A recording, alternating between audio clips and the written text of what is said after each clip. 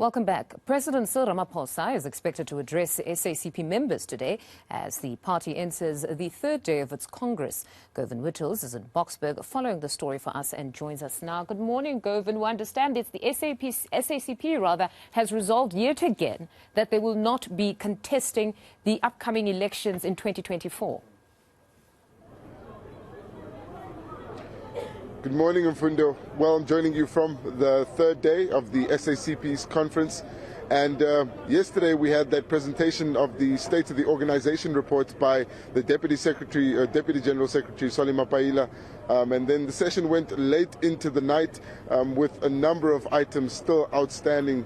And after that State of the Organization report, we obviously had the adoption of the rules of the nominations, and that process went on for very late. This morning we're expecting clarity from the SACP's leadership regarding that, but also some commentary following what many have described as a militant report from Solly Mapaila. A few things that he set out in that report. Firstly, that they believe that suppliers to unions in the trade union movement have started to divide the union's leadership and started to organize the outcomes of certain trade union conferences. They believe that's very dangerous for the organization. But what became clear from Solly Mapaila's speech is that even though they may be unhappy with the state, with the government and how policies are being implemented, talking about a full frontal attack on the working class, they still remain committed to the ANC and the National Democratic Revolution. Solly Mapaila calling on the SACP here to take more responsibility for the success of the National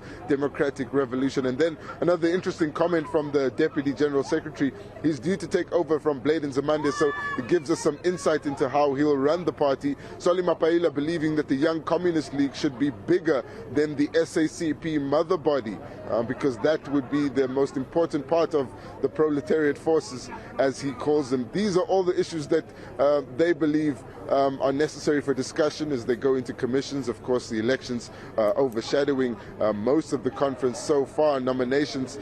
Interesting to point out that 7 of the provinces that have gone for elections of the SACP elected leaders uncontested unanimously. And Solly Mapaila saying that ideally, that's what they want for this conference. Of course, we'll have to see whether that plays out as expected, and that's something we'll have more clarity on today. We're also expecting to hear from Cyril Ramaphosa, the president of the ANC.